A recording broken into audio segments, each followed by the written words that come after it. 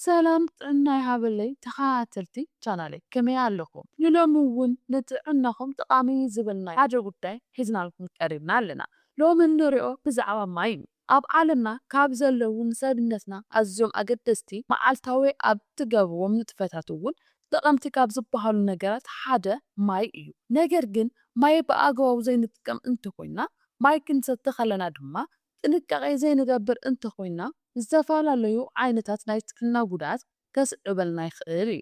እምበኣር ኣብ ናይ ሎሚ ቪድዮና ማይ ብኣግባቡ ከመይ ጌርና ክንሰቲ ከም ዘለና ማይ ክንሰቲ ከለና ድማ ክንገብሮ ዘይብልና 5 ቀንዲ ጉዳያት እናልዕል ክንኸውን ኢና።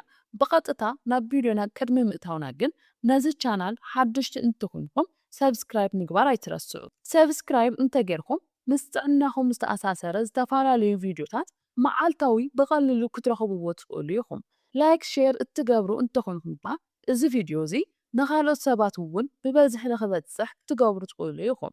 ሕጂ ናብ ቪድዮና ክንሓልፍ። ማይ ክንሰቲ ከለና ፈፂምና ክንገብሮ ዘይብልና ነገራት ብቐዳምነት ንጀምር። እቲ ቀዳማይ ኣዝዩ ዝዝሓለ ማይ ብበዝሒ ምስታይ እዩ። ዝሑል ማይ ብዝለዓለ ደረጃ እንሰቲ እንተኾይና ብፍላይ ድማ ጨጎራና ብቐሊሉ ምግቢ ከሕቅቕ ዘይኽእል እንተኾይኑ ዝሑል ማይ ብበዝሒ ክንሰቲ ከለና እዚ ፀገም እዚ እናገደደ ይኸይድ። ዝሑል ማይ ናብ ሰብነትና ክንእቱ ከለና ንምሕቓቕ ምግቢ ኣዝዩ ኣገዳሲ ዝበሃል ቫገስ ዝተባሃለ ዓይነት ነርቭ እናተጎድአ ይኸይድ። እዚ ነርቭ እዚ ምስ ዝጉዳእ ድማ ሰብነትና ምግቢ ናይ ምሕቓቕ ዓቕሙ ብኡኡ መጠን እናቐነሰ ይመጽእ። በዚ ምኽንያት ድማ ሕማም ጨጎራ ብፍላይ ድማ ምስ ምሕቓቕ ምግቢ ተታሒዙ ፀገም ዘለዎም ሰባት ዝሑል ማይ ፈፂሞም ብበዝሒ ክሰትዩ የብሎምን። ካልእ ምስ ምስታይ ማይ ተታሒዙ ዝለዓል ፀገም ብትኽክል ንሰብነትና ዘሕድስ ዓይነት ፈሳሲ ክንመርፅ ዘይምኽኣልና እዩ። መብዛሕትኡ ሰብ ዝተፈላለዩ ዓይነታት መስተ ወይ ድማ ውዑይን ፈሳስን ነገራት ይጥቀም እዩ። እንተኾነ ግን ኣየናይ ብትኽክል ንሰብነቱ ከም ዘሕድስ ፈልዩ ኣይፈልጥን። ገሊኦም ሰባት ማይ ምስ ዝፀምኦም ብበዝሒ ናይ ኣልኮል መስተታት፣ ካፌን ዘለዎም መስተታት ከምኡ እውን ኣብ ዝተፈላለዩ ፋብሪካታት ሓሊፎም ዝመፁ ልስሉሳት መስተታት ከምኒ ለስላሳ ክጥቀሙ ንርኢ ኢና። እዞም ልስሉሳትን ካፌን ዘለዎም መስተታት ግን ኣብ ውሽጦም ዘሎ ናይ ፈሳሲ መጠን ኣዝዩ ውሑድ እዩ። ካብኡ ግን ብኣንጻሩ ናብ ሰብነትና ኣትዮም ኣብ ሰብነትና ዘሎ ፈሳሲ ብምጥፋእ ድርቀት ንኽስምዐና ይገብሩ። ምስ እዚ ተታሒዙ ድማ ናይ ማይ ፅምኢ ክስምዐና ከሎ ካልኦት ፈሳስታት እንተዘይተጠቐምና ይምከር። ብፍላይ ድማ ከም ኣልኮልን ካፌን ዘለዎም መስተታትን ፈፂምና ክንጥቀም የብልናን። ካብኡ ሓሊፉ ማይ ብኣግባቡ እንተሰቲና ይበልፅ። መብዛሕትአና እንገብሮ ጌጋ ምግቢ እናተመገብና ብዝለዓለ ደረጃ ማይ ምስታይ እዩ። ከም ዝፍለጥ ኣብ ውሽጢ ማይ ብዙሓት ዓይነታት ኤሌክትሮላይትስ ኣለዎም። እዞም ኤሌክትሮላይትስ እዚኣቶም ንሰብነትና ኣገዳሲ እኳ እንተኾኑ ካብ መጠን ንላዕሊ ምስ ዝኸውን ግን ኣብ ሰብነትና ካልኦት ፀገማት ክፍጠሩ ይኽእሉ እዮም። ሰብነትና መብዛሕትኡ ነገር ብተመጣጣኒ መንገዲ ክጥቀም ይግባእ። ካብ መጠን ንላዕሊ ማይ ክንጥቀም ከለና ድማ እዞም ኤሌክትሮላይትስ ኣብ ሰብነትና ይበዝሑ እሞ ንተወሳኺ ናይ ጥዕና ፀገም ክንቃላዕ ንኽእል ኢና። ብፍላይ ድማ ከም ሶድየም ዝኣመሰሉ ኣብ ውሽጢ ማይ ዘሎ ንጥረ ነገር ኣብ ሰብነትና ብበዝሒ እንተሃልዩን ናብ ዘየድልዮ ካልኦት ክፋላት ሰብነትና እንተደኣ ተመሪሑን ኣብ ልዕሊና ናይ ምድንጋር ግራ ናይ ምእታው ስምዒት ክፍጠር ይኽእል እዩ።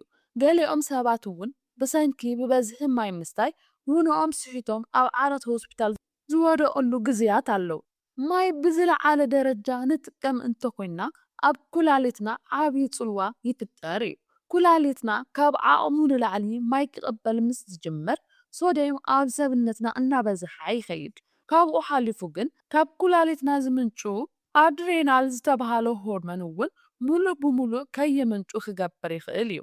ንሱ እንተዘይመንጭዩ ድማ ሰብነትና ነቂሑ ምንቅስቓሳት ንኸይገብር ይዓግተና። ብዙሕ ግዜ ሰብነትና ድኻም ዝስምዖ እንተኾይኑ ዝደለናዮ ምንቅስቓስ ብዝደለናዮ ኩነታት ክንፍፅም እንተዘይፍኢልና ምናልባት ካብ መጠን ንላዕሊ ማይ ንጥቀም ስለ ዘለና ክኸውን ስለ ዝኽእል ጥንቃቐ ክንገብር ይግባእ። ቀንዲ ጥቕሚ ኩላሊት ናይ ሰብነትና ዝኣቱ ፈሳሲ ብፍላይ ድማ ማይ ተቆፃፂሩ ነቲ ንሰብነትና ዘድሊ መጠን ናብ ዝተፈላለዩ ክፋላት ሰብነትና ምዝርጋሕ ምዃኑ ይፍለጥ። ነገር ግን ማይ ካብ መጠን ንላዕሊ እንጥቀም እንተኾይንና ኩላሊትና እውን ስራሓ እናበዝሐ ይኸይድ። በቲ ዝድለ ደረጃ ድማ ማይ ከፅርይ ኣይኽእልን ማለት እዩ። መብዛሕትኡ ሰብ ዘይርድኦ ካልእ ጉዳይ ካብቲ እንምገቦ ምግቢ ባዕሉ ልዑል ዝኾነ ማይ ንረክብ ኢና። መብዛሕትኦም ምግብታት ኣብ ውሽጦም ማይ ኣለዎም። ኣብ ሰብነትና ዘድሊ ማይ እውን ካብ ምግብታት ክንረኽቦ ንኽእል ኢና።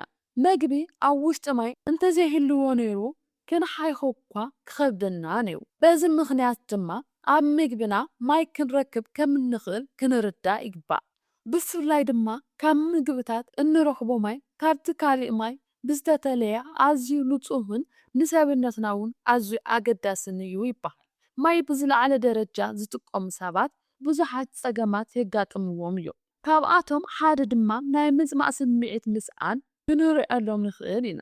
ሰብነትና ብተፈጥሮ ማይ ወይ ድማ ፈሳሲ ኣብ ውሽጡ እንተዘይረኺቡ መልእኽቲ ናብ ኣእምሮና ይሓልፍ። ኩሉ ግዜ ግን እንተይፀመአና ማይ ደጋጊምና እንሰቲ እንተኮይንና ሰብነትና ድማ ካብ እኹል ንላዕሊ ማይ ዝረክብ እንተኮይኑ ነቲ ናይ ፅምኢ ስምዒት እናረስዖ ይኸይድ። በዚ ምኽንያት ድማ ምስ ዝፀምአና ሰብነትና መልእኽቲ ኣይህበናን ማለት እዩ። ካብኡ ሓሊፉ እውን ማይ ክንሰቲ ከለና ብሓባር ብዙሕ ምግቢ ክንበልዕ የብልናን። ምኽንያቱ ሰብነትና ባዕሉ ምግቢ ንኸሕቅቕ ዝገብሩ እዞም ኤንዛይማት ንኸሕቅቕ ዝገብሩ ብዙሓት ኤንዛይምስ ኣብ ውሽጡ ስለ ዘለዉ እዞም ኤንዛይምስ እዚኦም ድማ ሰብነትና ምግቢ ብቐሊሉ ንኸሕቅቕ ይገብሩ። ማይ ደጋጊምና እንሰቲ እንተኮይንና ብፍላይ ድማ ምግቢ እናበላዕና ማይ እንሰቲ እንተኮይንና ናይዞም ኤንዛይምስ ናይ ምፍጣር ዕድሎም እናቐነሰ ይኸይድ።